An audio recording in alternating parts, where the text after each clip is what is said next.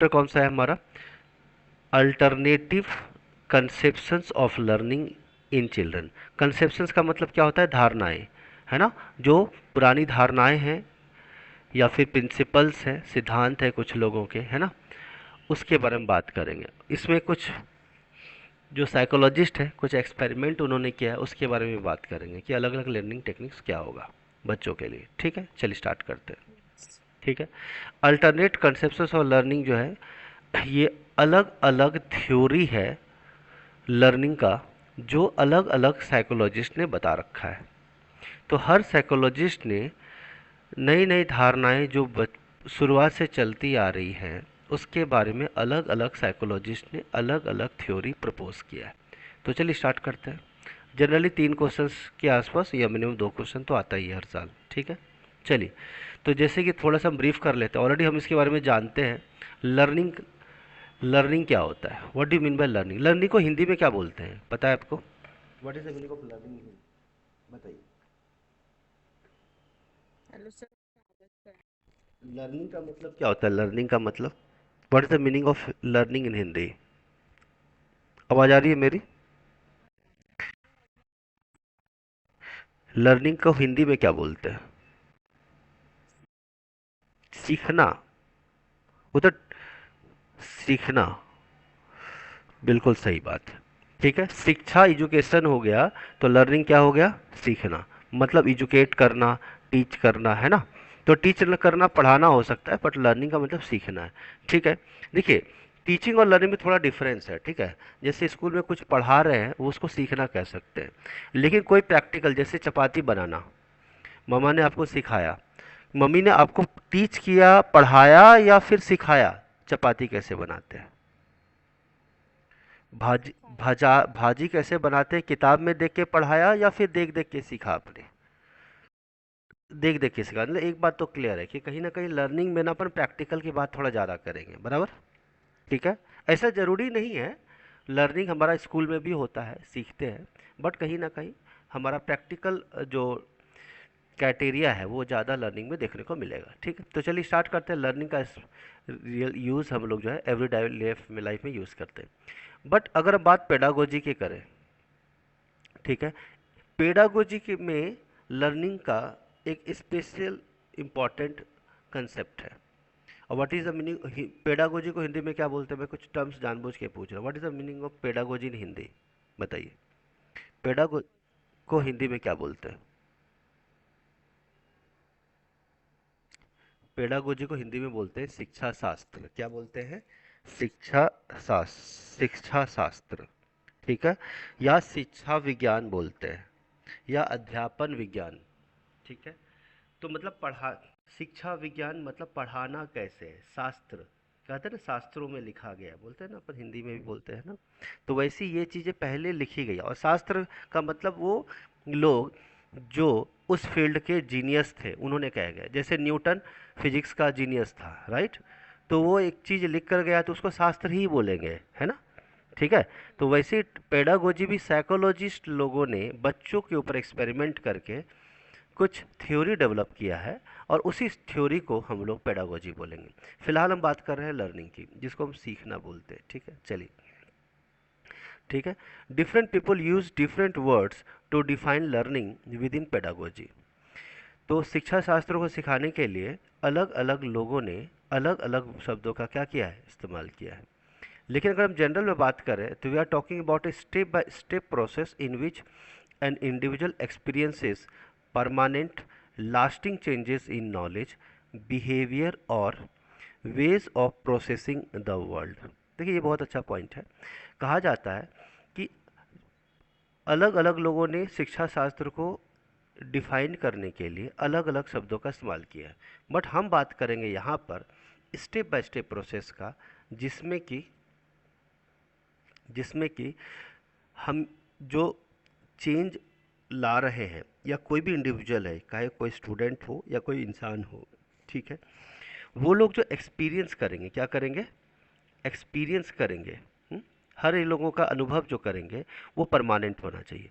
यानी जो एक्सपीरियंस किया बचपन में, वो एक्सपीरियंस परमानेंट रह जाता है। आपको मालूम है ना, कुछ चीज़ें हम बचपन में सोचे होते हैं, उस चीज़ को हम लास्ट तक, जवानी तक भी याद रखते हैं उस चीज़ को, हाँ या ना? क्लियर है कि नहीं? तो जो चीज़ें हमारे बचपन में हुआ उस चीज़ वो बचपन तक से लेके बड़े होने तक हमारे माइंड में परमानेंट होता है। दूसरा, अगर हमने कोई चीज़ बचपन में सीखा है, क्या सीखा है बचपन में, लास्टिंग चेंजेस इन नॉलेज, जो नॉलेज हमने बचपन में लिया है वो नॉलेज हमें बहुत लंबे देर तक याद रहती है, 40 50 60 साल तक याद रहती है, यस और नो?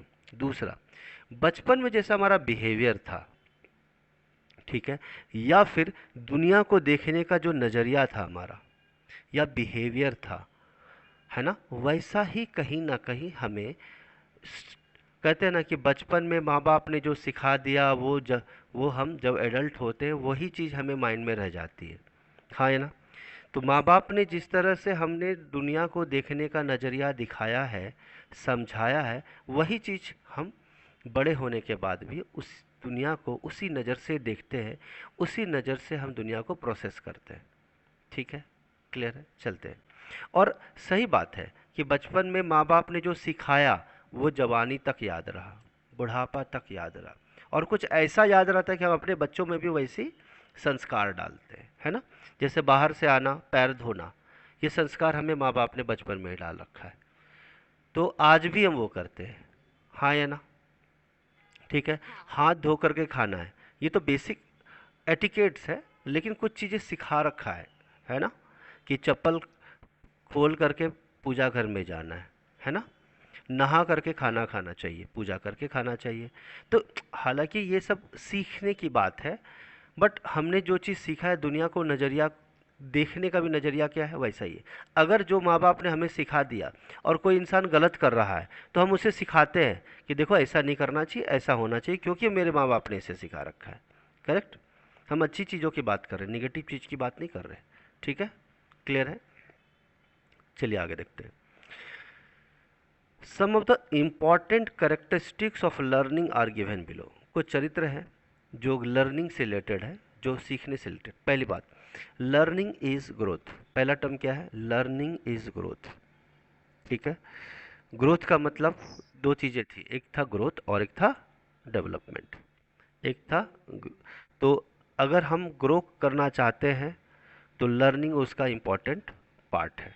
ठीक है, दूसरा, लर्निंग इज पर्पसफुल। हम कोई चीज़ सीखते हैं ना, उसका एक पर्पस होता है, उसका कारण होता है, उसका कोई वजह होता है ना?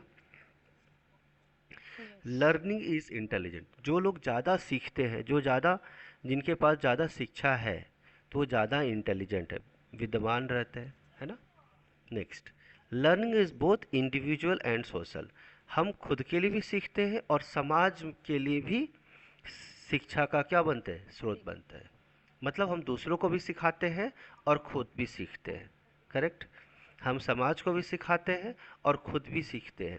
हम अपने अंदर भी बदलाव लाते हैं और समाज में भी बदलाव लाते हैं, अगर हमारी शिक्षा अच्छी है तो।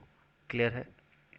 दूसरा, learning is the product of the environment. ये तो हम जानते हैं, एच इंटू ई, आपने सुना था, है ना? एच इंटू ई, हेरिडिटरी इंटू इन्वायरमेंट, सुना था आपने, है ना? इन्वायरमेंट आपने फॉर्मूला पढ़ा है ना?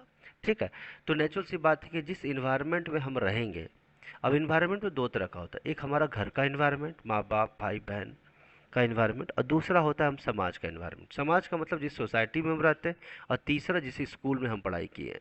तो तीनों चीज़ें इंपॉर्टेंट होती हैं हमारे लिए। तीन टाइप के इन्वायरमेंट मिलते हैं हमें। पहला जो हमारा घर का होता है, दूसरा जहाँ हम रहते हैं आसपास का सोसाइटी का, और तीसरा हमारा स्कूल का। तो ये तीन तरह के इन्वायरमेंट से इन्फ्लुएंस होकर हमारा लर्निंग या हमारा शिक्षा हमारे ज़िंदगी पे असर डालता है। क्लियर है? आगे चले। Learning affects the conduct of the learner. ठीक है, affect the conduct of the learner, देखिए बड़ा अच्छा पॉइंट है ये। ठीक है, यहाँ पे कंडक्ट ऑफ द लर्नर का मतलब क्या है? What is the meaning of the conduct of the learner? देखिएगा, जो इंसान ने जो सीखा है वैसा ही वो करेगा। अगर उसने अच्छा सीखा है तो अच्छा करेगा, उसके जो काम करने का तरीका है वैसा ही होगा जैसा कि उसने क्या किया है? सीखा है। अगर उसने अच्छा सीखा है तो उसके काम करने का तरीका कैसा होगा? अच्छा होगा, हाँ है ना? समझ में है ना? देखिए, कंडक्ट का हिंदी अगर मीनिंग बताएं तो इसका मतलब होता है आचरण। कंडक्ट का मतलब क्या होता है? आचरण, व्यवहार। ठीक है, क्लियर है? आचार विचार, ठीक है। तो इंसान जैसा जैसा जिसने सीखा है वैसा ही करेगा। जैसे एक छोटा सा बात करते हैं, एक डॉन है या फिर एक चोर है ना, या क्रिमिनल है, वो पैसे कमाता है, ठीक है, वो भी अपने घर बीवी बच्चा को खिला पिलाता है, चोरी करके लाता है, तो उसका बच्चा भी क्या बनेगा? जरूरी नहीं है कि वो चोर बने, लेकिन उसके बात करने का तरीका, लोगों का तरीका कैसा होएगा, वैसा ही सीखा उसने, है ना। वैसे ही एक माँ बाप जो बहुत एजुकेटेड है, पढ़े लिखे, इन्वायरमेंट अच्छा है, तो जैसा वो सीखेगा वैसा ही वो करेगा, है ना, उसके व्यवहार में वो चीज़ दिखेगा, है ना। क्लियर।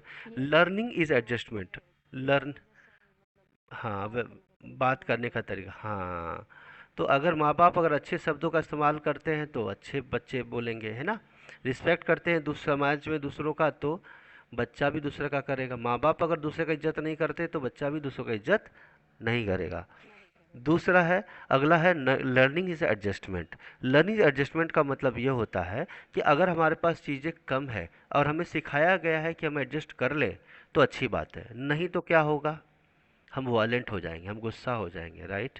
कि है- अग हाँ, एग्रेसिव हो जाएंगे। कि अगर हमें सिखाया गया कि बेटा जितना है उसमें खुश रहो और मेहनत करो ताकि चीज़ें और ज़्यादा मिले, इसका मतलब ये नहीं कि आप एडजस्ट ना करो और सामने वाले को मजबूर करो किसी को, है ना, एडजस्ट करने के लिए। तो यहाँ पे एडजस्टमेंट करना सिखाता है हमें, हर तरह के लोग के साथ सिखाता है। अगर कोई अलग अलग रिलीजन है, अलग, जैसे कोई वेजिटेरियन है और एक नॉन वेजिटेरियन है ना, और अगर एक वेजिटेरियन आदमी आता है और एक रेस्टोरेंट है जहाँ पे वेज और नॉन वेज दोनों चलता है, ठीक है, तो अगर कोई आदमी नॉन वेज खा रहा है टेबल पे, तो अगर एक आदमी जो वेजिटेरियन है वो टेबल पे आता है, वो बोलता है कि भाई साहब यहाँ से आप उठ जाओ, ठीक है, क्योंकि मैं वेजिटेरियन हूँ, मुझे पसंद नहीं है, आप यहाँ से उठ जाओ। तो बताइए क्या उसने सही किया या गलत किया? कि उसको खुद उठ के दूसरी जगह चला जाना चाहिए, कि दूसरे चेयर पे बैठना चाहिए, या दूसरे टेबल पे बैठ, उसको खुद दूसरे टेबल पे बैठना चाहिए। तो वो अगर खुद दूसरे टेबल पे जाकर के बैठता है, या फिर अगर कोई टेबल, तो एडजस्टमेंट है। अब हो सकता है कि दो तीन चेयर खाली हो, और जहाँ पे नॉनवेज खा रहा है और बाकी सारा जगह फिल किया हुआ है, भरा हुआ है, तो क्या उसे इंतजार करना चाहिए या फिर उसको बोलना चाहिए जाओ नॉनवेज खाने वालों के बगल में जाके बैठ जाओ? कि उसको इंतजार करना चाहिए कि जब तक दूसरा चेयर टेबल खाली होगा, हम तब तक जहाँ वेजिटेरियन वाले लोग खा रहे हैं वो टेबल खाली हो जाएगा, तो फिर वहाँ जाके खा लेंगे। क्या करना चाहिए उसको? इंतजार करना चाहिए। ये इंतजार नहीं करते लोग, एडजस्टमेंट नहीं करते, है ना। लोग बोलते हैं कि भाई साहब उठ लो, जाके नॉनवेज खा रहे हो, वहाँ पे एक चेयर खाली है, वहाँ जाके खा लो आप, यहाँ पूरा जगह खाली है, आप अकेले चेयर, आप टेबल लेके बैठे हो, नॉनवेज भी खा रहे हो, हम लोग वेजिटेरियन हैं, या हम अकेले ही वेजिटेरियन हैं, तो आप उठ के उधर चले जाओ। हम्म। तो ऐसे केस, हाँ, तो लोग नहीं इंतजार करते, बोलते आप अकेले हो, आप नॉनवेज खा रहे हो, उधर जाके बैठो ना, वहाँ पे चेयर खाली है, नॉनवेज खा रहे हैं सब लोग, जाओ उधर जाके बैठ जाओ। तो ऐसे केस में ना ये एडजस्टमेंट नहीं कहलाएगा। तो आपको सिखाया गया है ना कि थोड़ा वेट कर लो 10 मिनट, है ना। तो ये चीज़ें सिखाया जाता है कि हमें एडजस्ट कैसे करना चाहिए।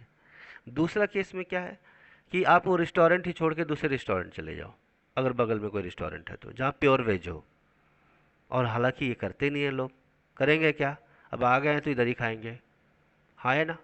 तो ये एडजस्टमेंट नहीं होता है। तो अगर आप सच में वेजिटेरियन हो तो आप नॉन वेज रेस्टोरेंट में जाते ही क्यों हो, जहाँ पे आप तकलीफ दे रहे, तो ये अच्छी, हाँ, ये अच्छी बात नहीं है ना, तो ऐसा वाली बात है, ठीक है। तो लर्निंग इज क्या, एक्सपीरियंस, एक्सपीरियंस से आता है। अब आप बोलेंगे सर ये क्या है मतलब। देखिए मैं स्टार्टिंग में डिटेल में बता देता हूँ, बाकी चैप्टर, आगे का चैप्टर ना स्पीड से करेंगे हम, ठीक है। आगे का टॉपिक, लर्निंग इज एक्सपीरियंस। देखिए कभी कभी क्या होता है हमारे लाइफ में, कुछ गलतियाँ हम कर देते हैं ना, जिसके वजह से हमें नुकसान झेलना पड़ता है। तो हमने बोला ना, हमने सबक सीखा, क्या किया, सबक सीखा। तो सबक सीखा, तो उसको आगे गलती नहीं होनी चाहिए ना। आपका तजुर्बा, आपका अनुभव बताता है कि ऐसा, इस तरह से इन्वेस्टमेंट नहीं करना चाहिए, इस तरह से लोगों से बात नहीं करना चाहिए, इस तरह से लोग से गुस्सा नहीं होना चाहिए, इस तरह से कोई काम को नहीं करना चाहिए। तो आपने जो गलतियां की, आपने सबक सीखा मतलब वो गलतियां दोबारा नहीं करनी है। ठीक है, आगे चलते। लर्निंग इज एक्टिव, ये बहुत अच्छा पॉइंट, ये एक्चुअली मुझे लगता है नहीं, ये मेरा फेवरेट है। बताओ क्यों? आप हर जगह पे, हर मोमेंट पे, हर सेकंड में कुछ ना कुछ सीख रहे होते हो, लेकिन अगर आप सीखना चाहो तो, ठीक है, अगर आप सीखना चाहो तो। एक्टिव का मतलब हमेशा क्या रहता है? हमेशा आप कुछ ना कुछ सीख सकते हो। आप ऐसा बोल ही नहीं सकते आज पूरे दिन भर में हमने कुछ भी नया नहीं सीखा। अगर आप पूरे दिन भर को आप एनालिसिस करोगे तो ज़रूर कुछ ना कुछ सीखा होगा। कभी पॉजिटिव चीज़ों से सीखा होगा, कभी नेगेटिव चीज़ों से सीखा होगा, ज़रूर कुछ ना कुछ सीखा होगा। हम इन चीज़ों पे ध्यान नहीं देते हैं, लेकिन हमें ध्यान देनी चाहिए। ठीक है, कुछ ना कुछ, जैसे आज का चैप्टर अलग है, कल का चैप्टर अलग होगा, परसों का चैप्टर अलग होगा। आज जिस लोग से मिल रहे हैं वो अलग होगा। ये तो चलिए किताबी बातें हुई। दूसरा, हर दिन आप कुछ नए नए लोग से मिलते हैं, नई नई बातें करते हैं, नई नई डिशेस बनाते हैं आप, है ना, नए नए खाना खाते हैं, नया नया कपड़ा पहनते हैं, नए नए तरीके से खुद को क्या बोलते हैं, सजाते हैं, मतलब वो क्या बोलते हैं उसको, ग्रूमिंग करते हैं, है ना। तो हर दिन आप कुछ ना कुछ तो सीखते ही हो। अगर कोई बोलता है कि हम कुछ नहीं सीखे आज, तो गलत है। आप अगर छोटी छोटी चीज़ों पे भी ध्यान देंगे ना, तो आप जरूर देखेंगे कुछ ना कुछ आप सीखा जरूर है। ठीक है, जैसे एग्जांपल लीजिए कि अगर आपने ब्राउन कलर का ड्रेस पहना और किसी ने आपकी तारीफ कर दी कि आपको ये ड्रेस बहुत सूट करता है नैना, आप बोलेंगे अरे यार थैंक यू वेरी मच, बस हम भूल जाएंगे इस चीज़ को। लेकिन अब हम क्या करेंगे, जब हम कुछ इंपॉर्टेंट जगह जाने वाले हैं, तो अगर 5 बार लोगों ने कहा है कि ब्राउन कलर अगर आपको सूट करता है, तो करता है। हम चीज़ों को बाद में ध्यान नहीं देते, कोई बात नहीं यार, ठीक है ना, लोग तो हमें ऐसे ही बोलते रहते हैं। लेकिन फर्क पड़ता है। आपने क्या सीखा कि ये कलर मुझे ज़्यादा सूट करता है, लोग मेरी तारीफ करते हैं, राइट। ठीक है, ड्रेसिंग सेंस भी हो सकता है, आपका हेयर स्टाइलिंग सेंस हो सकता है ना, कोई भी तरह का चीज़ हो सकता है आपका। आपने कुछ सीखा, उसमें भी पॉजिटिव चीज़ें भी हो सकती है और नेगेटिव चीज़ें भी हो सकती है। कोई कमियां अगर निकाले तो ये मत कहो कि वो लोग बुरा है, बुरे हैं। इसका मतलब ये है कि अगर एक ही कमी को 4-5 लोग बोल रहे हैं, इसका मतलब उसको सुधारने की ज़रूरत है। इसका मतलब ये नहीं कि वो लोग बुरे हैं, बस देखने और समझने और सीखने का तरीका और नज़रिया अलग होना चाहिए। ठीक है, चलिए आगे आगे देखते हैं। समझ में आ गई लर्निंग का कंसेप्ट? ठीक है, ठीक है, ठीक है, आगे चलते हैं हम लोग। हाँ, टाइप्स ऑफ लर्निंग, कौन कौन से टाइप्स लर्निंग के होते हैं? ठीक है, आगे चलते हैं। Learning is further classified as formal and informal learning. चलिए स्टार्ट करते हैं। तो दो तरह का लर्निंग है, एक है फॉर्मल लर्निंग और दूसरा इनफॉर्मल लर्निंग। जरा देखते हैं इसके अंदर क्या है। पहला है फॉर्मल लर्निंग, एक सेकेंड।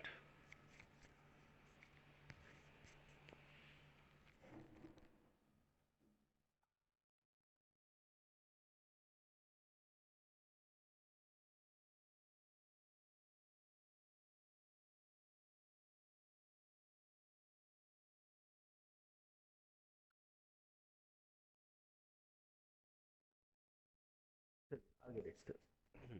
तो पहला है हमारा क्या, फॉर्मल लर्निंग। फॉर्मल लर्निंग में क्या होता है, देखिएगा, बड़ा सिंपल सा बात है। जो चीज़ हम किसी हाई स्कूल, किसी कॉलेज, किसी गवर्नमेंट इंस्टीट्यूट में डिग्री लेने के लिए या प्रोफेशनली सीखते हैं, उसको फॉर्मल बोलते हैं। क्या बोलते हैं? Formal learning. जो कॉलेज में, स्कूल में या किसी इंस्टीट्यूट में आपको जो दिया जाता है, उसको क्या बोलते हैं? Formal learning. आवाज़ आ रही है मेरी? यस। इसमें एक बड़ा सिस्टमेटिक तरीका होता है। ठीक है, कि जैसे हर दिन आप स्कूल में जाते हैं, हर दिन आप कॉलेज में जाते हैं, हर चीज़ जगह आप इंस्टीट्यूट में जाते हैं, तो एक पर्टिकुलर एक प्रोसेस होता है जिसको हम बोलते हैं फॉर्मल करिकुलम। करिकुलम मतलब एक सेट ऑफ चैप्टर्स हैं, वो आपको पढ़ना है और उससे आपको कुछ सीखना है। जैसे Leeds organized learning guided by a formal curriculum leads to a formally recognized credential such as a high school competition certificate or a degree, and is often recognized by the government at some level.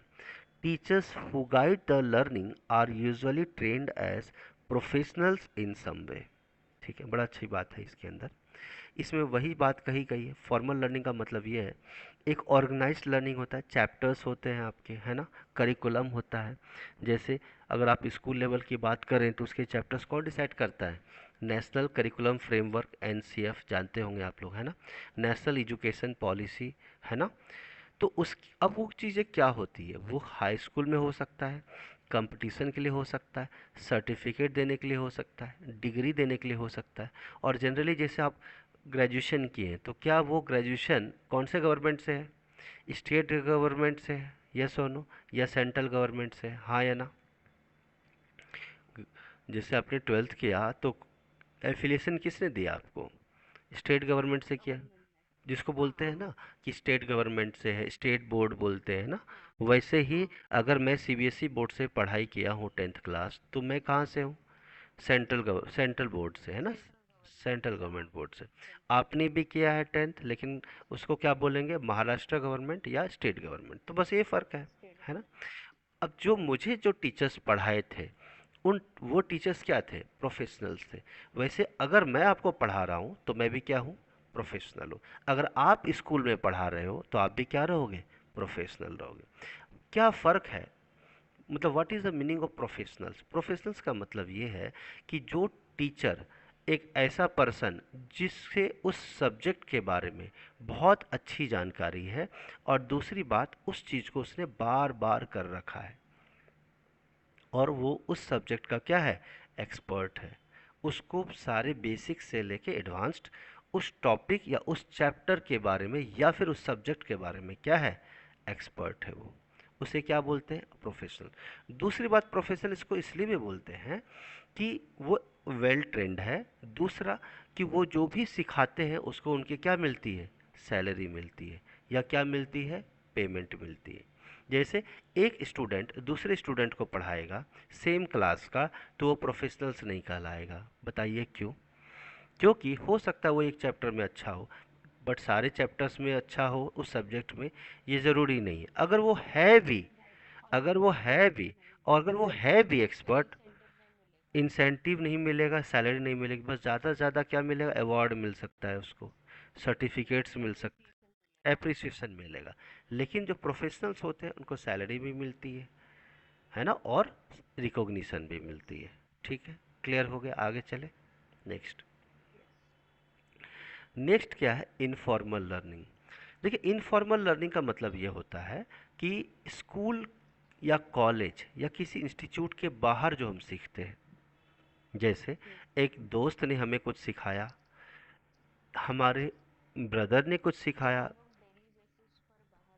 बाहर सीखते हैं, मतलब teachers, teachers के अलावा, yes yes yes, teachers के अलावा जितने लोगों से हम कुछ सीखेंगे, यानी प्रोफेशनल्स के अलावा जो हम सीखेंगे दूसरों से, वो इनफॉर्मल में आता है। अब सवाल ये है, क्या है मतलब? इसका कोई फिक्स्ड क्राइटेरिया या फिक्स्ड करिकुलम नहीं होता है। जैसे माँ बाप, मम्मी ने बोला कि बेटा घर, पूजा घर में जाओगे तो पैर हाथ धो के जाना है, ठीक है, क्लियर है? ये कहीं लिखा तो था नहीं, लेकिन हमने माना और ये बात को सच माना। ठीक है। उसी तरह से कि बेटा पूजा करना है तो नहा करके पूजा करना है, डायरेक्ट नहीं करना है। तो ये बात तो सिंपल सा बात है, ये तो हमने माँ बाप ने बता रखा है। क्या ये चीज़ें किताबों में लिखी हो सकता है, वेद में लिखा हो, लेकिन हमने उसको डायरेक्ट स्कूल में तो नहीं पढ़ा है, ये बात पक्का है। हुँ? बराबर की नहीं? वैसे ही कि कोई चीज़ हम सीखते हैं, जैसे in this there is no formal curriculum, जैसे स्कूल का करिकुलम इंडेक्स होता है, चैप्टर होता है, वैसा यहाँ नहीं है।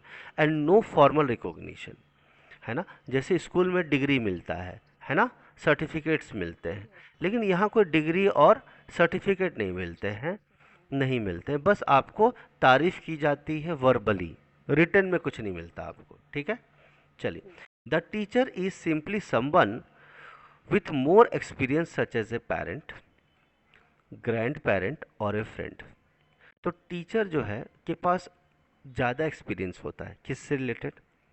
पेरेंट, ग्रैंड पेरेंट और ए फ्रेंड। जैसे एग्जांपल के लिए मैं बात करें, a father teaching his child to play catch, और a babysitter teaching a child its ABC is an example of informal education. जैसे एक छोटा सा बच्चा है, जैसे पापा और बच्चा खेल रहे हैं, बॉल से खेल रहे हैं, ठीक है, घर पर ही खेल रहे हैं, ठीक है। तो अगर वो खेल रहे हैं तो क्या वो प्रोफेशनली सिखा रहे हैं? नहीं, they are just spending time with each other. वैसे बेबी सीटर को बताया जाता है कि बच्चों का नर्चरिंग कैसे कैसे करना है, ठीक है। बच्चे को दूध कितने टाइम पे पिलाना है, हम्म, ठीक है, उसको वॉश शावर गर्म पानी से देना है, ठीक है, कौन सा सोप यूज़ करना है, शैम्पू कैसे करना है ना, बच्चे को धूप दिखानी है ना। ये तो छोटे, बहुत छोटे बच्चों की बात हो गई। वैसे ही जो बीच के बच्चे होते हैं उनको, उनका नर्चरिंग कैसे करना है, हाँ, ठीक है। तो जो पिताजी अपने बेटे को सिखाते हैं, या एक माँ जो अपने बच्चों को संस्कार देती है, ठीक है, वो कौन सा फॉर्म, कौन सा हो गया? Informal learning. क्या हो गया? Informal learning. क्लियर है? यस और नो? चलिए, वैसे ही दादाजी कुछ चीज़ें सिखाते हैं, कुछ दादी जी सिखाती हैं। यस और नो? क्लियर है? ठीक है, हाँ या ना? क्लियर है?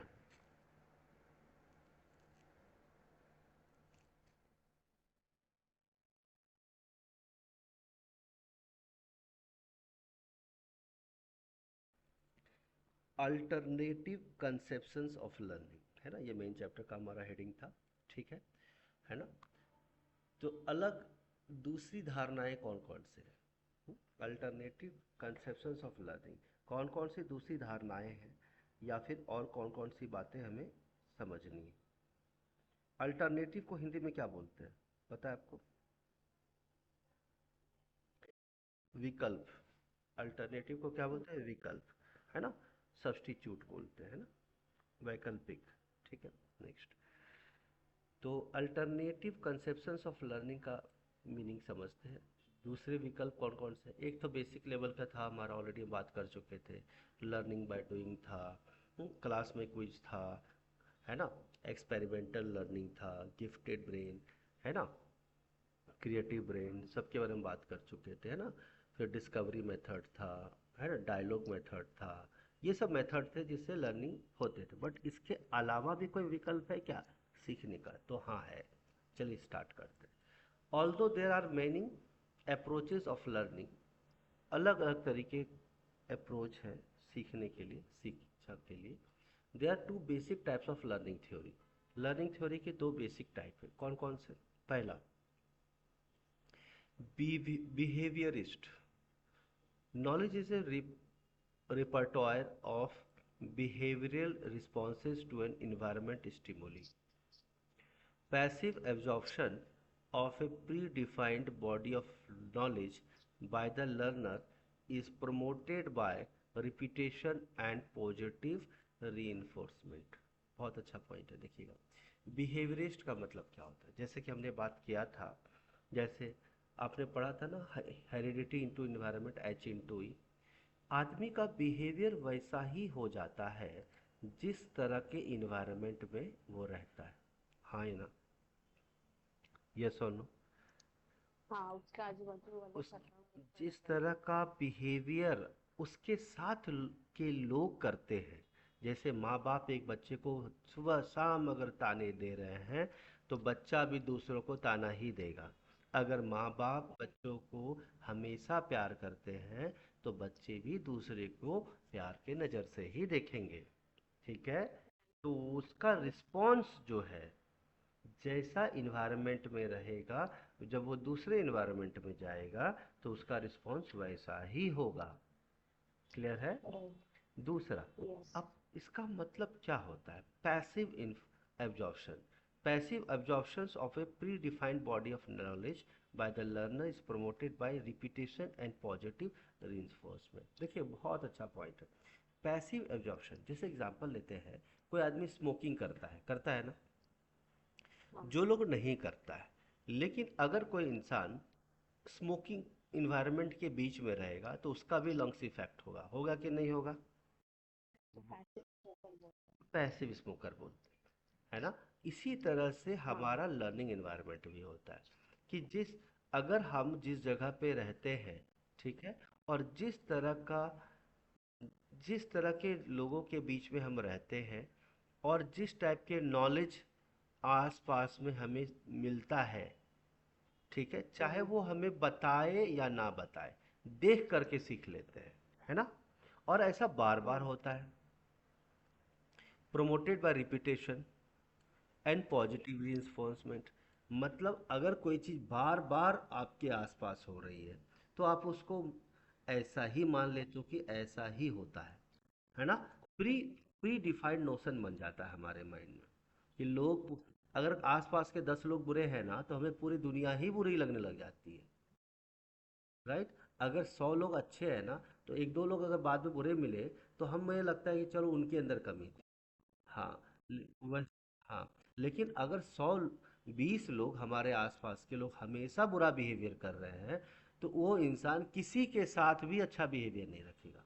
उसे लगेगा कि सभी लोग ना ऐसे ही है, और उसके माइंड में ये पॉजिटिव इंस्पेक्ट हो जाता है। रिइंफोर्समेंट मतलब पॉजिटिव इम्प्लीमेंटेशन हो जाता है, पॉजिटिव इफेक्ट हो जाता है उसका। तो पॉजिटिव इफेक्ट का मतलब ये उस चीज़ को सही मानने लग जाता है। क्या मानने लग जाता है? सही मान लिया जाता है कि ये सही है, ऐसा ही होता है। तो ये जो चीज़ है, और आपको पता है what is the meaning of री का मतलब क्या होता है? सिद्धिकरण। सिद्धिकरण का मतलब क्या होता है? What is the meaning of, है ना, ऑगमेंटेशन। ठीक है, मतलब कोई चीज़ को वो मान लेना कि ऐसा ही होता है। रीइंफोर्समेंट का मतलब होता है पोषण, बोलते हैं ना पालन पोषण, है ना, पालन पोषण जैसे होता है ना, जब माँ बाप पालते पोसते हैं ना कुछ लोगों को, उसी तरह से उसके वही बच्चे के ऊपर बहुत बड़ा इफेक्ट डालता है और बच्चे का भी बिहेवियर वैसा ही हो जाता है। ठीक है, चलिए आगे देखते हैं। अगला है cognitive, related to learning. Cognitive knowledge systems of cognitive structures are actively constructed by learners based on pre-existing cognitive structures. Active assimilation and accommodation of new information to existing cognitive structures and discovery by learners are done. अच्छा ये बताइए cognitive का meaning Hindi में क्या होता है? What is the meaning of cognitive in Hindi? को हिंदी में क्या कहते हैं?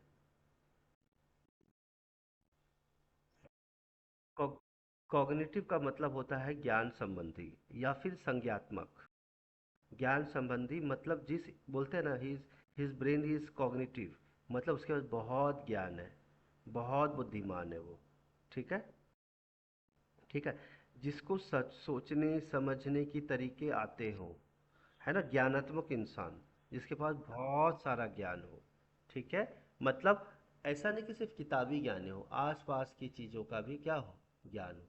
तो देखिए इसीलिए यहाँ पे लिखा है knowledge systems of cognitive structures, है ना, are actively constructed by learners based on pre existing cognitive structures. देखिए यहाँ पे वही चीज़ कहा गया है। कॉग्निटिव स्ट्रक्चर्स का मतलब ये है कि जिसके पास जिस तरह का ज्ञान है पहले से, वैस वैसा ही स्ट्रक्चर उसे हर जगह देखने को मिलेगा, है ना। वैसा ही क्या मिलेगा, देखने को मिलेगा, और एक मेंटल फ्रेमवर्क बन जाता है जिसको हम बिलीफ बोलते हैं, है ना। जैसा फ्रेमवर्क या जैसा बिलीफ उसके मन में बन गया है, प्री एग्जिस्टिंग पहले से बन गया है, वैसा ही वो हमेशा लोगों के सामने पेश आएगा। तो उसका ज्ञान, जैसे बोलते हैं ना एक साधु है, ठीक है, तो उसके पास जो ज्ञान है वो पूरे समस्त ब्रह्मांड में हर जगह पे उसका ज्ञान एक जैसा ही रहेगा। ठीक है, वैसा। और उसी, अब उसके बाद एक वर्ड आता है active assimilation. What is the meaning of assimilation? Assimilation का मतलब क्या होता है? एसिम assimilation हाँ, एसिमिलेशन को हिंदी में क्या बोलते हैं? एसिमिलेशन का मतलब, यहाँ पर देखिए क्या होता है। एसिमिलेशन का मतलब होता है नई चीज़ों को सीखना, नए चीज़ों के साथ क्या करना, खुद को इंगेज करना, नए इंफॉर्मेशन, नए नॉलेज, नया एग्जिस्ट, नए चीज़ों के साथ एसिमिलेट होना। मतलब experiencing new things in our life, ठीक है। ओके। एसिमिलेटिंग मतलब क्या होता है, नई चीज़ें सीखना, ठीक है। अगर हम इसको हम हिंदी में बात करें तो इसको हम बोलते हैं आत्मसात्करण।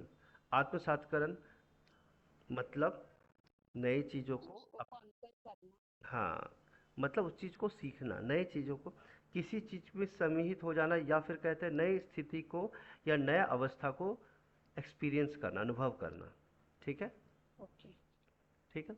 Active assimilation and accommodation, what is the meaning of accommodation? Accommodation का मतलब तो आवास होता है ना, मतलब रेसिडेंस, हैबिटेट, मतलब एक चीज, पहला ये है कि नई चीज़ों को सीखना, और दूसरा नई जगह पर क्या करना, खुद को लेकर जाना, ताकि नए से नई इंफॉर्मेशन या फिर नए नए चीज़ों को जो ज्ञान है उसको सीखना। किससे? ये कैसे होता है? जब हम डिस्कवर करते हैं, मतलब जब लर्नर्स डिस्कवर करेंगे ना, ठीक है, तो नए हम्म। लोगों के साथ मिलना, नई चीज़ें सीखना, है ना, वो सारी चीज़ें, तो या तो वो चीज़ें पहले से हो रही हो, या फिर वो बाद में हो वो रही बाद में नई चीज़ें आई, ठीक है। आगे चलो, चलिए अभी एग्जाम में ये क्वेश्चन आता है तो हम इसको डिटेल में अच्छे से समझते हैं, ठीक है। तो कॉन्सेप्ट का नाम है, टॉपिक है Thorndike's theory of trial and error. Trial and error, ठीक है। तो अब जैसे हमने बोला था कि अभी हमने टॉपिक क्या पढ़ रहे हैं, alternative conceptions of learning in children. तो जैसा कि अभी तक बच्चों पे हमने ट्रायल किया था, लेकिन अब जो हम्म। ट्रायल होगा वो बच्चों पे नहीं होगा, स्टूडेंट पे नहीं होगा, किस पे होगा, अलग अलग चीज़ों पे होगी, जानवर भी हो सकते हैं। चलिए स्टार्ट करते हैं, देखते हैं थॉर्डिंके ने क्या किया। Thorndike explains this theory and arrived at it of a number of experiment. Thorndike ने अपनी लर्निंग थ्योरी को अलग अलग एक्सपेरिमेंट किया, और इसके बारे में डिटेल में उसने बताया। क्या बताया उन्होंने?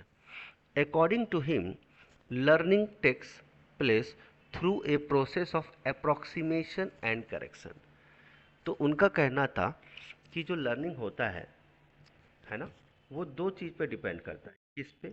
एक अप्रोक्सीमेशन पे, और दूसरा दूसरा क्या, जैसे बोलते हैं ना, अप्रोक्सीमेशन का मतलब क्या होता है, लगभग, है ना, लगभग मतलब पूरा एग्जैक्ट नहीं, बट लगभग लगभग ऐसा ही होता है ना, ठीक है। या फिर हम बोलते हैं सन्निकटन, सन्निकटन, सन्निकटन मतलब काफ़ी क्लोज, क्या बोलते हैं, एस्टिमेटिंग, एस्टिमेटेड। हाँ, मतलब बोलते हैं ना 99.9% तो मैं श्योर हूँ, या 90% मैं श्योर हूँ, लेकिन 10% मैं श्योर नहीं हूँ। दूसरा, अगर कुछ कमियां रह गई तो उसको पूरा करना है, ठीक करना है। तो एक है अप्रोक्सीमेशन, और दूसरा क्या है, ठीक है, स्टार्ट करते हैं। तो थॉर्डिंके ने अगर हम बात कर रहे थे आगे की, तो Thorndike theory of trial and error, इसके बारे में हमने क्या क्या बात किया अभी, कि इसने क्या किया, थ्योरी को एक्सप्लेन किया, है ना, और बहुत सारे एक्सपेरिमेंट किए लर्निंग प्रोसेस को समझने के लिए और एक्सप्लेन करने के लिए।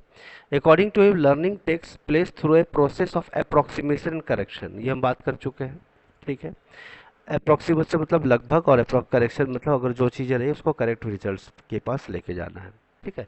चलिए देखते हैं क्या है।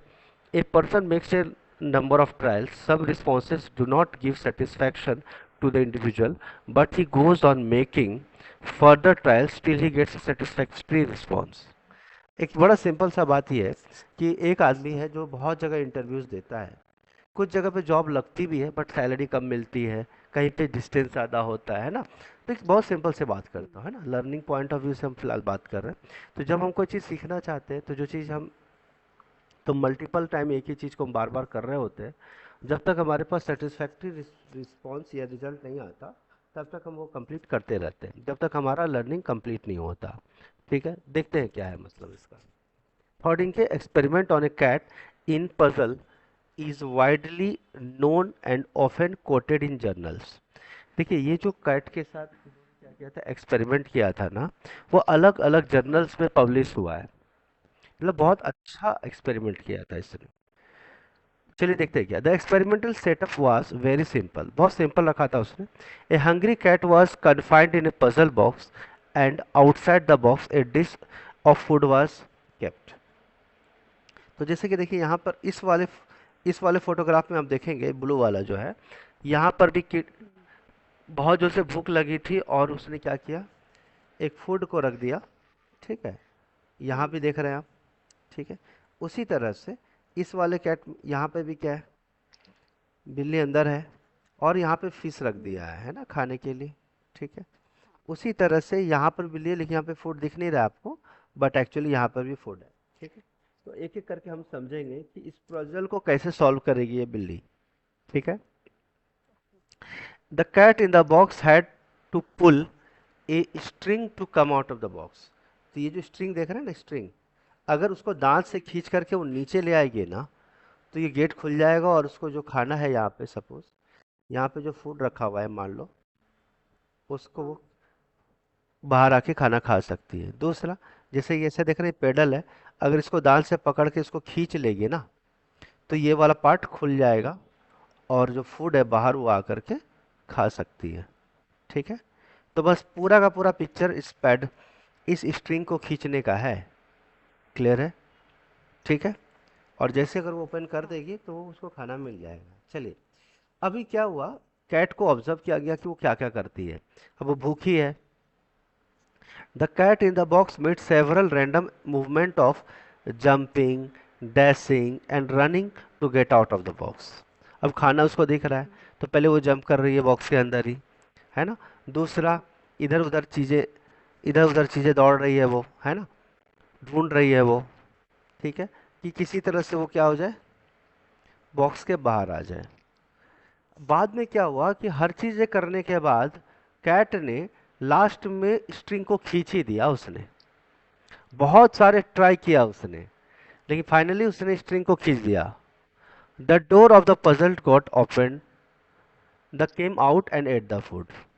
मतलब एक बात तो क्लियर है कि अगर हमें लर्निंग प्रोसेस को भी कंप्लीट करना है ना, मान लो कोई बच्चा है एग्जाम में दे रहा है और फेल हो गया, कुछ मार्क्स से फेल हो गया, तो बहुत सारे अटेम्प्ट देगा वो, तब तक जब तक वो एग्जाम में पास ना हो जाए। वैसे ही यहाँ पे, वैसे ही क्या है कि कैट ने स्ट्रिंग को खींच दिया और पजल बॉक्स खुल गया और कैम बाहर आई, बिल्ली बाहर आई और उस खाने को खा ली। थॉर्डिंगे ने इससे कुछ पता चला। थॉर्डिंगे promptly put the car on the next trial.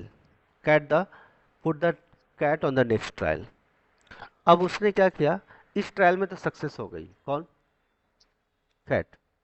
ठीक है, उसके बाद the cat again gave a frenetic behaviour and it soon succeeded in pulling the string.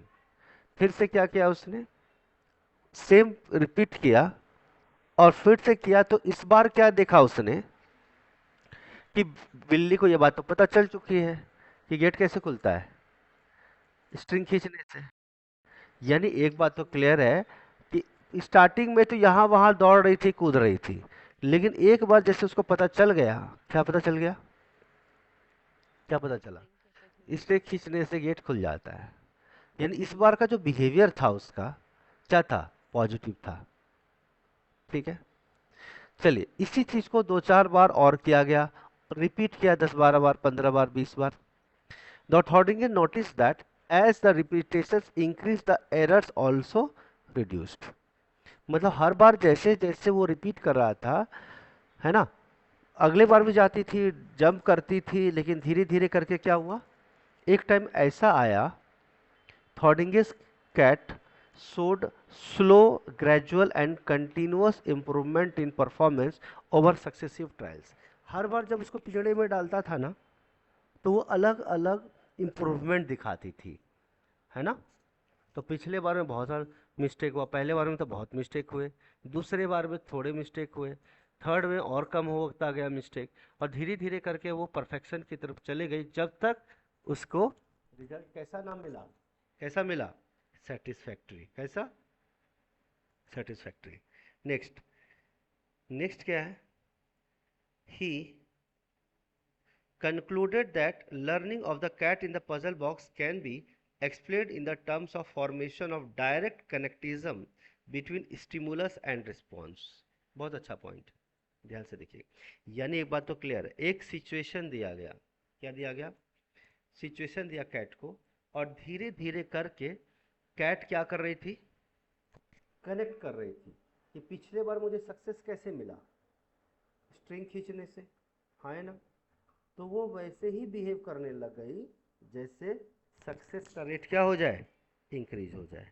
Clear है ना। तो सक्सेस और फेल्योर के बीच में वो डिफरेंशिएट करना जान गई।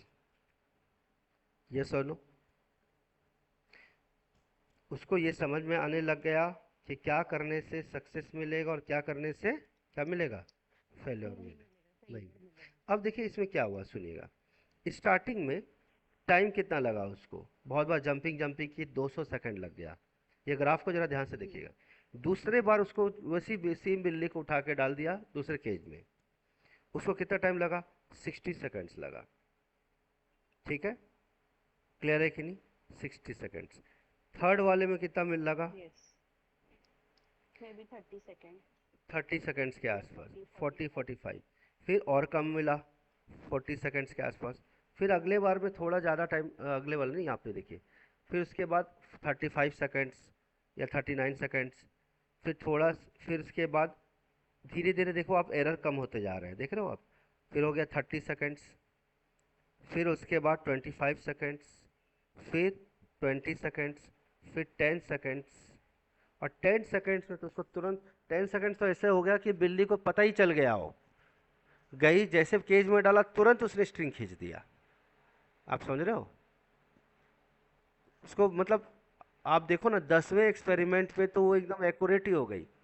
दूसरा इधर उधर जंपिंग वम्पिंग, इधर जंपिंग वम्पिंग कुछ किया ही नहीं उसने। मतलब एक बात तो क्लियर हो गया कि अगर हमारा किसी सब्जेक्ट पे या किसी लर्निंग को एक्सपर्ट लेवल पे ले जाना है तो 8 से 10 बार उस चीज़ को बार बार करना होगा। यही हुआ ना, मतलब मोटा मोटा मीनिंग तो ये हुआ ना, कि मतलब हर बार हमें गलतियों को करना है, उससे सीखना है, फिर से करना है, फिर से सीखना, और धीरे धीरे करके हम परफेक्ट हो जाएंगे। इसके लिए हमें 8 से 10 बार क्या करनी होगी, प्रैक्टिस करनी होगी।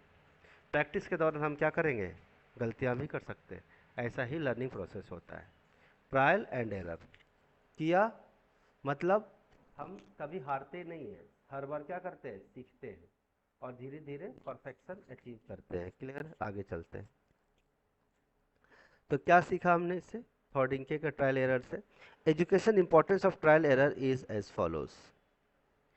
Learning by trial and error is a gradual process.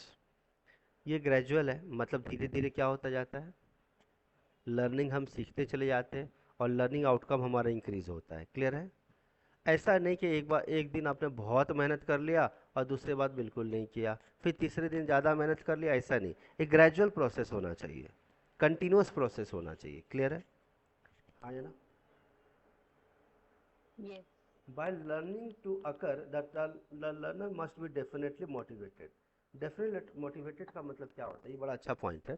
मान लीजिए कि अगर जो कैट है 100 सेकंड तक मेहनत करते रहती, जंप करते रहती, और 150 करती, लेकिन 200 सेकंड जब की तब ना स्ट्रिंग खींची वो, अगर 150 सेकंड में वो हिम्मत हार जाती, अब तो मैं भूखे ही मरने वाली हूँ, मेरे को खाना नहीं मिलेगा, तो क्या उसको खाना मिलता, स्ट्रिंग खींच पाती वो, नहीं खींच पाती। यस और नो।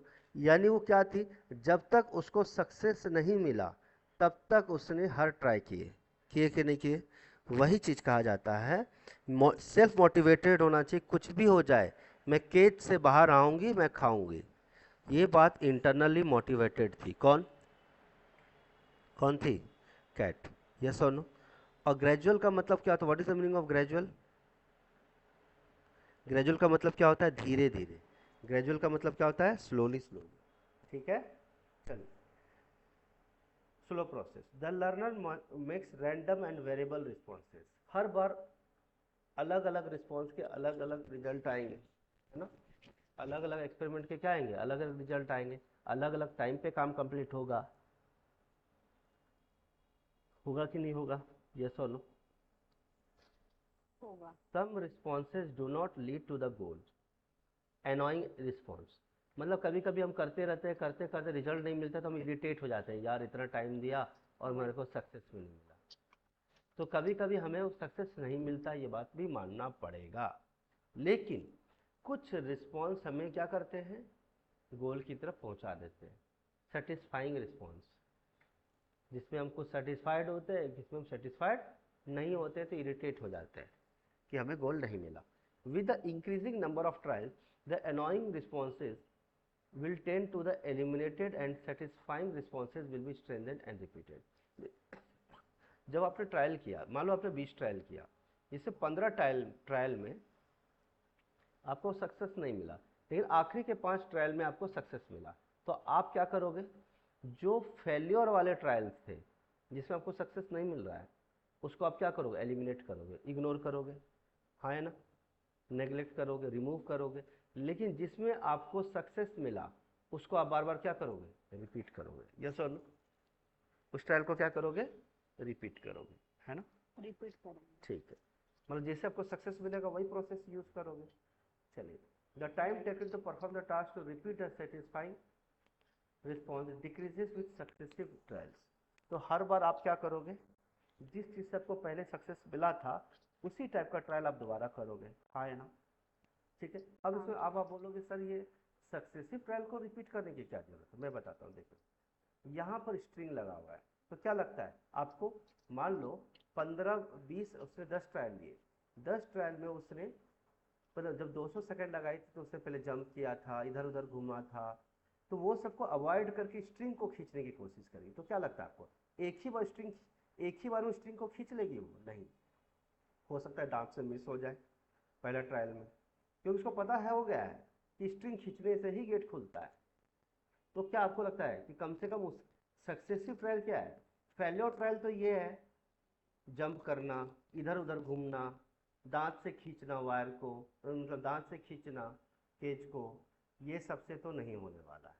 तो सक्सेसिव ट्रायल क्या था, स्ट्रिंग को खींचना, लेकिन स्ट्रिंग को खींचने में उसको कितना टाइम लग गया, 10 सेकंड लगा कि नहीं लगा, क्योंकि सक्सेसिव ट्रायल में भी क्या होता है, कभी कभी एक दो बार मिस हो जाता है कि नहीं हो जाता है, ठीक है, ये सोच लो. तो उसको यस. थ्रेड खींचने में भी 3-4 बार ट्राई करना पड़ा तो सक्सेस. और उसने क्या किया, थ्रेड को खींचने के लिए ही उसने क्या किए, सक्सेसिव ट्रायल किए, और धीरे धीरे क्या हुआ, सेटिस्फैक्शन वाले ट्रायल उसको ट्राई करने के बाद उसको कम से कम टाइम में कंप्लीट.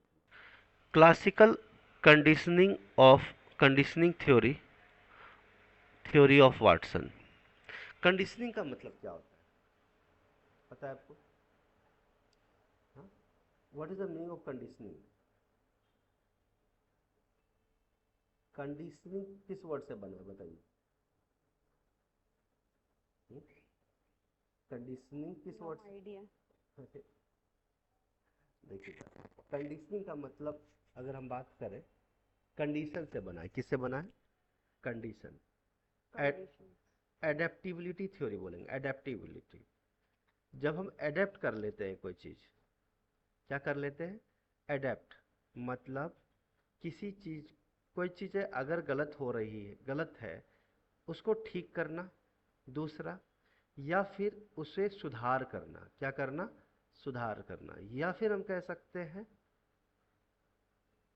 कि अलग अलग कंडीशन में खुद को एडेप्ट करना, ठीक है ना. चलिए समझते हैं, देखिएगा, स्टार्ट करें. देखिएगा यहाँ पे क्या है, little Albert was a 9 month old infant. Albert एक लड़का है जो 9 महीने का बच्चा है. Who was tested on his reactions to various stimuli. अलग अलग सिचुएशन उसके सामने रखे गए और वो अलग अलग टाइप का रिएक्शन दिया. 9 महीने का बच्चा है, ठीक है. He was shown a white hat, a rabbit, a monkey and various mask. तो 9 महीने बच्चे के सामने क्या क्या किया गया, एक सफ़ेद चूहा रखा गया, ठीक है, एक रैबिट रखा गया, एक बंदर रखा गया और कुछ मास्क रखे गए उसके सामने. तो अब देखिए क्या हुआ. Albert described as on the whole stolid and unemotional, so no fear of any of this stimuli. आपको क्या लगता है सबसे ज्यादा खतरनाक क्या है? चूहा, रैबिट, बंदर या कोई मास्क? बंदर खतरनाक हो सकता है, हाँ या ना? मंकी। हाँ हाँ। लेकिन ये बात छोटे बच्चे को क्यों नहीं पता चला? छोटा बच्चा डरा क्यों नहीं? ना ही वो डरा, ना ही कोई इमोशंस दिखाया, वो जैसे खेल रहा था वो खेल रहा था। खेलते रहता ना बच्चा तो 9 महीने का, हाँ? है ना? हाँ उसने कोई रिएक्शन क्यों नहीं दिखाया? क्योंकि उसको अच्छा लगा होगा। अच्छा थोड़ी लगा, उसको कुछ समझ में नहीं आया। अच्छा कैसे लगेगा बच्चा को? है ना? अरे डरने वाली चीजें मैं दिखाऊं, मैं सांप ला के रख दूंगा बच्चा के सामने, 9 महीने के बच्चे को क्या ही समझेगा? मतलब बच्चा जैसे खेल रहा था, हाथ पैर फैला रहा था, हाथ ऊपर नीचे कर रहा था, अपना मुंडी हिला रहा था, हाँ? वैसे ही कर रहा था जैसे उसके सामने कुछ भी लाया। अब उसको ये पता नहीं कि अभी मैं सांप लेके आ जाऊं, अगर मैं लायन भी लेके आऊं तो भी नहीं डरेगा बच्चा, बताइए क्यों? यही है कि अलग अलग कंडीशन में जब किसी इंसान को डाला जाए तो कुछ लोग डर जाते हैं, कुछ लोग फेस करते हैं, और कुछ लोग कोई इमोशंस ही नहीं दिखाते, कोई फर्क ही नहीं पड़ रहा उसको। यही है कंडीशनिंग मेथड, बराबर कि नहीं? चलिए आगे देखते हैं, ध्यान से देखिए। तो अब आपके सामने जब बहुत डरावना चीज आए तो दो चीजें, या तो आप डर जाओ या कोई इमोशंस ही ना दिखाओ, ना ही ज्यादा। अब यही बात एक्सपेरिमेंट की गई जब बच्चा को पता ही नहीं था कि जो मंकी है उसको हार्म कर सकता है, तो हम समझते हैं इसके बारे में, देखिए। However, what did startle him and cause him to be afraid was if a hammer was struck against a steel bar behind his head। देखिएगा, देखिएगा। अच्छा एक बात बताइए, सब चीजों को आपने दिखाया लेकिन टच कुछ किया था क्या? कुछ भी टच नहीं किया। लेकिन अगर बच्चे के सिर के पास एक हैमर रख दूं मैं और मैं डरा दूं, ठीक है, स्टील बार मतलब स्टील का बना हुआ है उसके हेड के सामने रख दूं, तो उसको शायद डर लग जाएगा। देखिएगा क्यों, जैसे क्या होता है, द सडन लॉ, हमने क्या किया, सिंपल एक स्टील का थाली ले लो और एक हैमर लिया, हैमर, और जोर जोर से बजाओ उसको, खट खट खट खट खट खट खट खट खट खट, बच्चा डर जाएगा।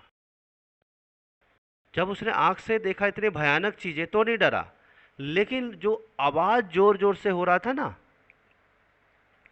Little about to burst into tears, है ना?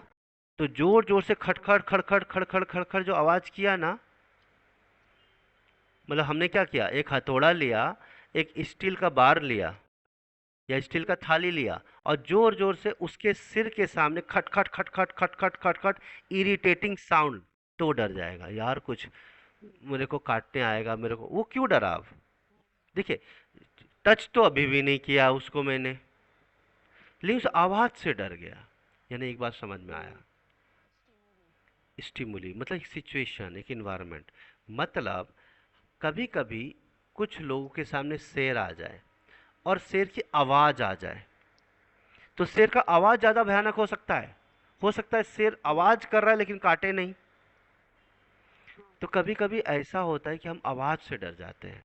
किससे डर जाते हैं? आवाज से, भयानक आवाज से डर जाते हैं, या फिर इरिटेटिंग आवाज से डर जाते हैं या परेशान हो जाते हैं। चलिए देखिएगा, when little Albert was over 11 years old, the white rat was shown, and seconds later the hammer was struck against the steel bar. This was done 7 times over the next 7 weeks, and each time little Albert burst into tears. By now little Albert only had to see the rat and he immediately showed every sign of fear. He would cry whether or not the hammer was hit against the steel bar, and he would attempt to crawl away. देखिए 11 महीने में बच्चा ना क्या करने लग जाता है, लुढ़कना लुढ़कना शुरू कर देता है, ठीक है? तब उसके सामने क्या हुआ 11 महीने में, जरा समझिएगा। 2 महीना पहले तो 9 महीने का था, अब 2 महीना एक्स्ट्रा हो गया। तो अब उसके सामने फिर से एक सफ़ेद चूहा रखा गया और उसके सामने हैमर को भी जोर जोर से बजाया गया। ऐसा 7 बार किया और 7 हफ्तों तक किया गया। हर बार जब जब उसके सामने जोर जोर से बजाया गया क्या, हैमर, हर बार वो रोता गया। बताइए क्यों? क्योंकि उसके दिमाग में बैठ गया है 9 महीने पहले ही, 2 महीने पहले ही उसके दिमाग में बैठ गया है। उसके उस कंडीशन में वो रोया था ना, तो इस कंडीशन में भी रोएगा, क्योंकि उसके दिमाग में बैठ गया। उसके बाद देखिएगा, by now little Albert had only to see the rat and he immediately showed every sign of fear.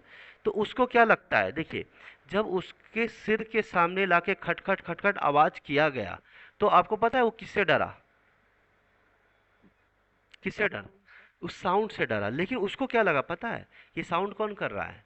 Hammer नहीं कर रहा। उसको क्या लगा? स्टिल नहीं कर रहा, उसको लगा वो चूहा कर रहा है ये जोर जोर से आवाज। तो वो लगा यार ये चूहा बड़ा बेकार है यार, है, जब जब आता है तो मेरे सामने खड़खड़ खड़खड़ खड़खड़ करता है मेरे सामने। अब एक बार क्या किया, सिर्फ चूहा को लाया गया, चाहे हैमर बजाओ या ना बजाओ, चूहा को देख के डर गया वो, क्योंकि उसको लगा कि इस बार भी चूहा आएगा ना खड़खड़ खड़खड़ आवाज करेगा। तो इसे चूहा को ही देख के डर गया, आवाज की जरूरत ही नहीं थी। उसको लग गया, उसके दिमाग में ये बैठ गया है कि जो चूहा है ना बहुत खड़खड़ खड़खड़ करता है। तो मतलब एक बात समझ में आ गया कि कभी कभी कोई चीज हम देखते हैं और कभी कभी कुछ चीजें हम सुनते हैं, और दोनों चीजें हम देखें कुछ और सुने कुछ और, तो हम जो चीज देखते हैं उसका इफेक्ट हमारे दिमाग पे बैठ जाता है। ठीक है। अब हम वो चीज नहीं भी सुनेंगे ना, तो जो चीज देखा है तो हमारे दिमाग में प्री नोशन आइडिया बन जाता है, यार ये तो ऐसा ही है कि ये चूहा बहुत खतरनाक है। वैसे ही मान लो एक शेर है आपके सामने आया, आपको पता है शेर सबको काट खाता है, मार देता है, जिंदा खा जाता है। इमेजिन कीजिए एक शेर आया, बहुत जोर से चिल्लाया, दहाड़ा। लेकिन पता है इस वक्त शेर क्यों दहाड़ा था? क्योंकि वो बहुत जख्मी हो गया था, उसके पैर में कांटा चुभ गया था। लेकिन हम भाग गए, बताइए क्यों? शेर को देख के हम, हो सकता है कि शेर जख्मी था और वो मदद मांग रहा हो सकता था कि नहीं हो सकता था? यस और नो? हो सकता तो था। हमने शेर को देखा ही देख के भाग गए, चाहे वो दहाड़े ना दहाड़े,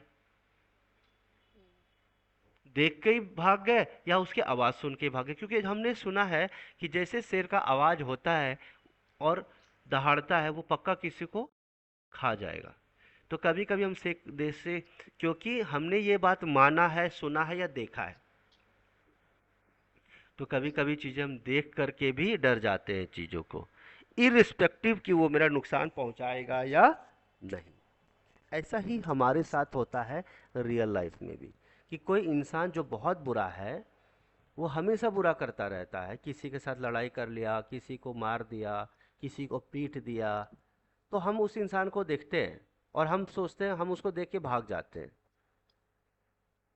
हो सकता है जैसे आपके घर में कोई छोटे बच्चे हैं, जिसके एक अंकल हैं, बहुत मारते पीटते रहते हैं बच्चों को, डांटते रहते हैं। तो कोई बच्चा उसको, अंकल को दूर से देखा, हो सकता है कि अंकल का प्रमोशन हो गया हो, मिठाई लेके आए हो, लेकिन बच्चा देख के ही भाग गया उसको, राइट। जबकि ये तो अच्छी बात नहीं है। क्योंकि हमेशा अंकल क्या करते थे, डांटते थे, फटकारते थे, पीटते थे। तो बच्चे के मन में क्या आ गया, ये जो इंसान है पक्का पीटने आया मेरे को। अब मान लो आप स्कूल में फर्स्ट भी आ जाओ ना, और आप बहुत अच्छा, सब तारीफ कर रहे हैं, आप अंकल को देख के फिर से भाग जाओगे, जबकि आपने कुछ गलत किया भी नहीं है। ये पक्का इंसान आ गया, मेरे को कुछ खड़े खुसरे सुनाए, जबकि आज आप क्लास में फर्स्ट आए हो, फिर भी आप डर रहे हो उस इंसान से। आज तो डांट खाने की बात भी नहीं है, फिर भी डर जाते हो। तो ये चीज़ें क्या है, वाटसन थ्योरी, मतलब अलग अलग कंडीशन में या एक पर्टिकुलर कंडीशन में हम जैसा फील कर रहे होते, वो हमारे दिमाग में लेट तक रहता है, इरिस्पेक्टिव की सिचुएशन सेम हो या ना हो। क्लियर है? जैसा कि यहाँ पे बताया गया, सिर्फ चूहा को देख के डर गया, आवाज नहीं भी था तो भी। तो ये है क्लासिकल कंडीशन किसका, वाटसन। क्लियर है? Watching. Yes. Next question, next point, classical conditioning theory of पेवलॉव।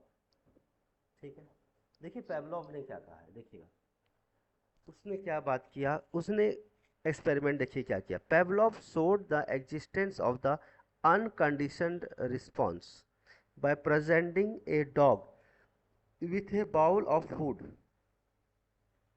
and measuring its salivary secretions। देखिए आप समझिएगा उसने क्या किया, पेवलोव ने क्या किया, जब आप कुत्ता के सामने खाना लेके आते हैं तो उसके जीभ से पानी निकलने लग जाता है, बोलिए हाँ है ना, हाँ. निकलने लग जाता है। उसने क्या किया, दिया ध्यान से देखिएगा। When Pavlov discovered that any object or event which the dog learned to associate with food would trigger the same response। मतलब एक बात क्लियर हो गया, पेवलोव ने एक बात समझा कि जब भी कोई चीज खाना खाने से रिलेटेड हो उसके मुंह में पानी आ जाता है। कुछ भी खाने की बात हुई, चाहे मैं खाना लाऊं या ना लाऊं, अजी सुनो आज पिज्जा ऑर्डर करते हैं। अब एक बार पिज्जा ऑर्डर किया और एक बाइट खिला दिया कुत्ता को और इस बार लाया भी नहीं है, मतलब आप समझो ऐसे कि डॉग के सामने हमने एक पिज्जा ले आया है, ठीक है, लाया, ऑर्डर किया, पिज्जा वाला आया, पिज्जा हमें दिया, हमने एक टुकड़ा डॉग को दिया, डॉग ने खा लिया। उसके दिमाग में क्या बैठा है, एक जो उसने सुना पिज्जा और दूसरा उसने जो पिज्जा को देखा, तो उसके दिमाग में स्टिमुली बैठ गया, क्या, खाने पीने की बात आ गई या फूड के बारे में बात हो गई।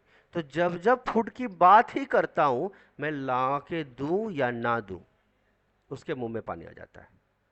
जैसे एग्जांपल लो कि मैं आपको पानी पूरी ला के दूं भी नहीं और सिर्फ मैं बोलूं आज पानी पूरी खाने का मन हो रहा है, तो आपके मुंह में पानी आ गया, बोलो हाँ है ना। अब पानी पूरी एक दिन मैंने आपको खिला भी दिया तो आपके मन में ये बैठ गया कि यार पानी पूरी तो बहुत अच्छा होता है, टेस्टी होता है। अब मैं सिर्फ मुंह से बोला पानी पूरी और आपके मुंह में पानी आ गया, बोलो, ला के दिया भी नहीं है, बताओ। ये है कंडीशनिंग पेवलॉव का, कि आप किसी चीज के बारे में किसी को एक्सपीरियंस करा दो एक बार और खाली उसके बारे में बात बोल दो, उसके मुंह में पानी आ जाएगा या फिर उस चीज को एसोसिएट कर लेगा वो। तो पेवलोव को एक बात समझ में आई, knew that somehow the dog in his lab had learn to associate food with his lab assistant.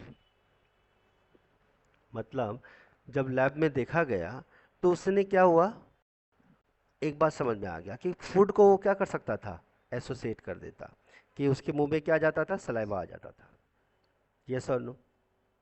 Yes.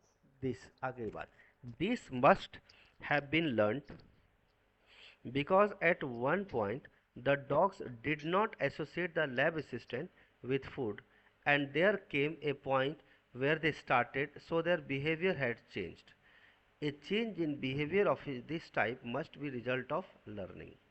यानी एक बात समझ में आया, क्या समझ में आया, एक समय पे जब हम उसके सामने खाना नहीं लाए थे और खाने के बारे में बात भी नहीं किया था तो उसको एसोसिएट नहीं कर पा रहा था वो, राइट। लेकिन एक वक्त आया Yes.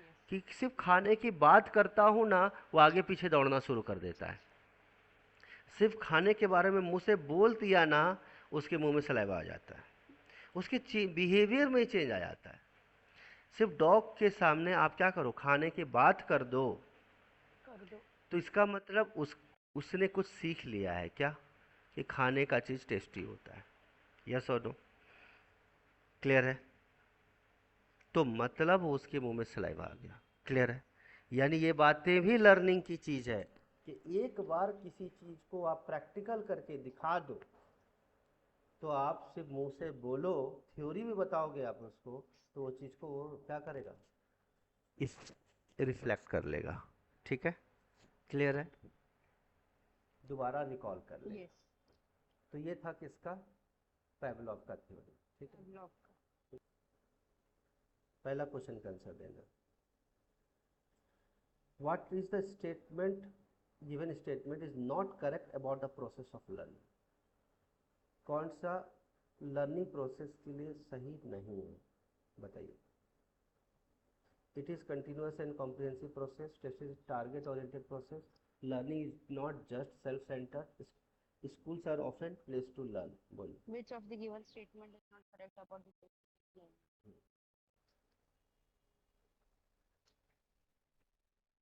और मुझे जस्टिफाई करके बताइएगा ऐसा क्यों बोल रहे हैं आप।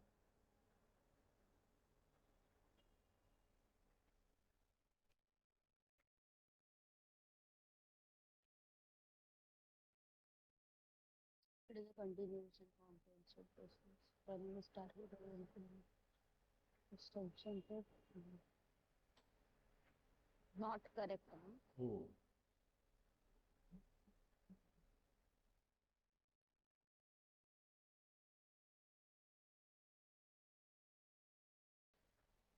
स्कूल्स आर द ओनली, क्या बोले, कौन सा ऑप्शन बोल रहे हैं। Only place to learn. Yes, schools are the only place to learn. देखिए कंटिन्यूअस होता है, सही बात, ग्रेजुअली हम धीरे धीरे सीखते रहते हैं, सही बात है। कॉम्प्रिहेंसिव मतलब ये हो गया जो हम देखते हैं, जो हम सुनते हैं, वो हम समझते हैं। और दूसरी बात, देखने का मतलब एनवायरनमेंट से भी होता है, जो हम बात कर चुके हैं। टारगेट ओरिएंटेड प्रोसेस होता है, तो बोलेंगे हाँ बिल्कुल सही बात है, टारगेट ओरिएंटेड होता है। क्योंकि हम टारगेट ओरिएंटेड क्यों हम बोलते हैं इसको, क्योंकि जब तक हम करेक्ट रिजल्ट पे नहीं पहुंचते तब तक हम सक्सेस एंड ट्रायल करते रहते हैं। बोलिए हाँ, यार ट्रायल एंड एरर करते रहते हैं, हाँ है ना। हाँ हाँ टर ये आपने हम लोगों ने पढ़ा था, टारगेट ओरिएंटेड मतलब ट्रायल एंड एरर, ठीक है। Not just self centred, self centre का मतलब ये नहीं होता कि सिर्फ हम खुद से सीखते हैं, हम दूसरों से भी हाँ सीखते हैं, टीचर से भी सीखते हैं, yes घर पे भी सीखते हैं, मतलब right फॉर्मल लर्निंग भी होता है और इनफॉर्मल लर्निंग होता है, ठीक है। informal learning. तो दो तरह के लर्निंग Yes. होते हैं, तो फॉर्मल भी है और इनफॉर्मल भी है। अब इसका मतलब ये नहीं कि सिर्फ हम स्कूल में सीखते हैं तो भी गलत बात है, सिर्फ हम घर पे सीखते हैं तो ये भी गलत बात है। तो इसका मतलब हम मल्टीपल रिसोर्सेज से सीखते हैं। अब वो लिखा है schools are the only place to learn, गलत बात है ये। क्यों? क्योंकि हम अपने टीचर्स के अलावा अपने पेरेंट्स से सीखते हैं, अपने फादर से सीखते हैं, अपने ग्रैंडफादर से सीखते हैं। तो ये बिल्कुल सही बात है, ठीक है, तो सर करेक्ट। तो इसका कौन सा वाला गलत हुआ, नॉट करेक्ट, ये वाला। तो करेक्ट आंसर क्या हो गया, द करेक्ट ऑप्शन कौन सा हुआ, ए। चलिए, Gestalt theories are associated with, Gestalt theory तो पढ़ा है हम लोगों ने कि नहीं पढ़ा है, जेसाल थ्योरी नहीं पढ़ा है ना अभी। नेक्स्ट, नहीं ठीक है, इसको हम करेंगे नेक्स्ट क्लास में, ठीक है। वैसे मैं आपको बता दूं, जेसाल थ्योरी में इनसाइड थ्योरी पढ़ते हैं हम लोग, वो हम बाद में बात करेंगे। Which of the following role should parents not play when it comes to learning process of the child, proactive, positive, neutral, supportive. Not play बोला है, कौन सा रोल पेरेंट्स प्ले नहीं करते जब बच्चा कुछ सीख रहा होता है। लर्निंग प्रोसेस में पेरेंट्स का कौन सा रोल नहीं होगा, not play negative समझ when पाते it comes to learning process of their child. Proactive yes, Proactive, positive, positive है, neutral and supportive. सपोर्टिव, तीनों का तीनों सही है। एक ही नेगेटिव वर्ड है, कौन सा है, न्यूट्रल। देखिए सपोर्टिव पॉजिटिव वर्ड है, Neutral. न्यूट्रल, न्यूट्रल कैसा है, ना हाँ ना ना, लेकिन ऐसा हम कह नहीं सकते, क्यों, क्योंकि पेरेंट्स का इफेक्ट होता है घर पे, है ना, ठीक है। Right. चलिए, active participation has elements except, Active participation has the elements accept, reading books to find answers, encouraging to find answers, group discussion, collaborative learning.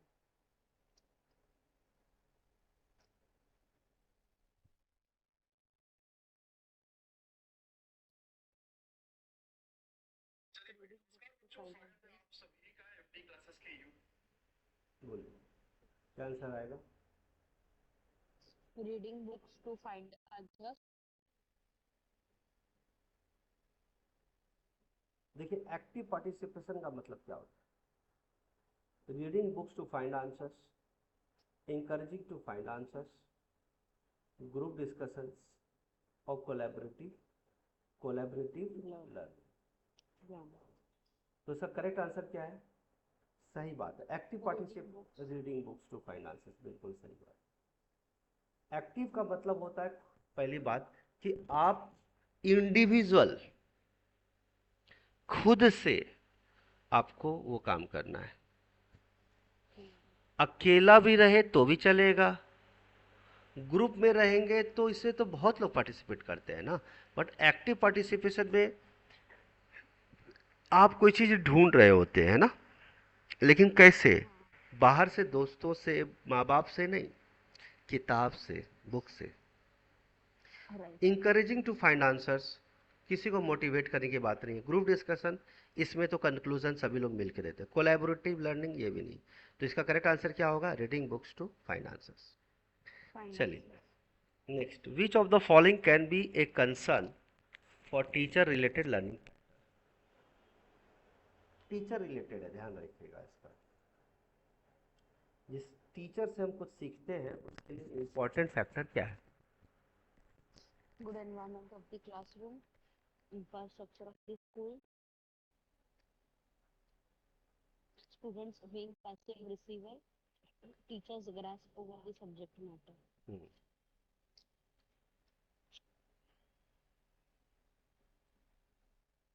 Which of the following can be a concern for teacher related to teaching factor? Teachers grasp over the subject matter. बिल्कुल correct answer, बहुत सही। क्योंकि देखिए, अगर teacher को subject matter का expertise नहीं होगा ना, तो पर्पस सॉल्व नहीं होगा। क्योंकि लर्निंग आउटकम क्या होता है कि जब तक जो टीचर करेक्ट चीज़ें सिखा ना दे, जो चीज़ सिखाना वो चाहता है, यानी टारगेट लर्निंग है ना, टारगेट लर्निंग, तो टीचर का उस सब्जेक्ट पे एक्सपर्ट होना बहुत ज़रूरी है। इंफ्रास्ट्रक्चर मैटर नहीं करता, इन्वायरमेंट अगर पॉजिटिव हो या नेगेटिव हो, लेकिन टीचर को वो चीज़ें आता ही नहीं है जो सिखाना चाहता है, तो इन्वायरमेंट पॉजिटिव होके भी क्या फ़ायदा होगा? करेक्ट। तो इसका fourth is the correct answer. Next question. The requirement of a mechanical drill is indicative of the following except errors of learners, the need of remedial teaching, a gap in learning periods, attention to be paid on the students in the process of learning. Mechanical drill अभी किया नहीं है, लेकिन फिर भी बताऊंगा, अभी आगे चल कर और क्लियर होगा। ये एक क्वेश्चन और करेंगे फिर नेक्स्ट। बोलिए, क्या लगता है आपको? अभी तो आप गैस वर्क कर लो, कोई बात नहीं। मैकेनिकल ड्रिल में अभी मैंने पढ़ाया नहीं है, तो मैं आपको मोटा मोटा बता देता हूँ। But हाँ सर मैकेनिकल ड्रिल का मीनिंग बता दो। मैकेनिकल ड्रिल में क्या होता है, जैसे कि देखिए, क्या होता है, कोई चीज़ें आप सीखे हो, ठीक है, और कोई चीज़, मान लो कि कोई चीज़ आपने क्लास एक आज सीखा, और उसके बाद आपने 3 महीने बाद वही चीज़ को दोबारा रिपीट किया, रिवाइज किया, फिर से 1 साल बाद किया, तो ये चीज़ें सही है क्या? आपको हर बार प्रैक्टिस करते रहना पड़ेगा, हर बार प्रैक्टिस करना पड़ेगा। मतलब आज किया, 3 दिन बाद फिर से करना है, फिर 6 दिन बाद फिर से करना है, फिर 7 दिन बाद प्रैक्टिस करना है, रिवीजन करना है। अब आप सोचो क्या होगा आंसर? प्रैक्टिस करते रहना, हम्म, नहीं तो फिर गैप इन लर्निंग पीरियड। बिल्कुल करेक्ट, बिल्कुल करेक्ट। तो आपको पता होना चाहिए कि कौन सा चीज़ सीखना है और एक्सपर्ट बनना है, तो कितने देर के बाद आप उसको बार बार रिपीट करना। तो इसका करेक्ट आंसर होगा gap in learning periods. Next, a shift for last question of the day. A A shift shift from teaching to learning can be carried by employing. out by employing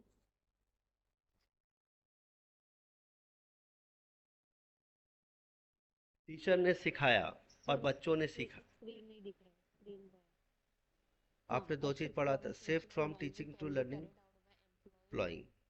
teach entertainment at the institution, child-centered pedagogy, emphasis on the term intelligence or child-centered pedagogy. बिल्कुल correct, बहुत अच्छी बात है। Entertainment का कोई मतलब नहीं है। चाइल्ड सेंटर प्रोग्रेटिव पेडागोजी बताऊंगा मैं भी, वैसे तो आप जानते ही हो, पढ़ा भी रखा है मैंने। Emphasis on the end term term results, है ना, ऐसा नहीं है। अगर मान लो कि पिछले टर्म में आपका रिजल्ट खराब था तो आगे भी सेम रहेगा, ऐसा ज़रूरी नहीं है। इंटरटेनमेंट की तो कोई right. बात ही नहीं है ना। चाइल्ड सेंटर पेडागोजी इसलिए इम्पोर्टेंट है कि जब टीचर पढ़ा रहा है और स्टूडेंट सीख रहा है, लर्निंग कर रहा है, तो एक बात तो क्लियर है Hmm. कि बच्चों की तरह से पढ़ाना होगा आपको। ऐसा नहीं कि आप आए पढ़ाए और चले गए। बच्चे कैसे सीख रहे हैं, बाय डूइंग कर रहे हैं, बाय एक्सपेरिमेंट कर रहे हैं। अलग अलग मेथड जो बता रखा है, चाहे वो डिस्कवरी मेथड हो या फिर लर्निंग बाय डूइंग मेथड हो, एम के गांधी मेथड है ना। Hmm. तो जिस तरह से बच्चा सीख सकता है वही मेथड आपको यूज़ करना पड़ेगा, टीचिंग को अगर लर्निंग में कन्वर्ट करना है तो। ऐसा नहीं कि Right. आए पढ़ के चले गए, समझा तो समझा, नहीं तो कोई बात नहीं, थ्योरेटिकल। तो आपको पढ़ाना भी है, समझाना भी है, एक्टिविटी भी करवानी है, ताकि Hmm. ये सारा चीज़ किसके अंदर आता है, चाइल्ड सेंटर्ड के अंदर आता है। ठीक है। Right. तो ये तो पिछले वाले चैप्टर्स के एग्जाम्पल डाल दिए इन्होंने, ठीक है। वही ये Okay. वाला। ठीक है। तो आज के लिए इतना ही रखते हैं, बाकी का सारा चीज़ एक साथ करेंगे Okay, तो sir. मिक्सअप हो जाएगा, ठीक है। ठीक है। Okay, okay. बाकी अपन नेक्स्ट क्लास इसी Yes. को कंटिन्यू करते हैं। बाकी को जो पीडीएफ मैंने Okay. बेचा है ना, आप उसको एक बार रिवाइज हाँ कर लो, हाँ रीडिंग मार ठीक लो है एक बार, है ना। ठीक। ठीक ठीक, ओके बाय।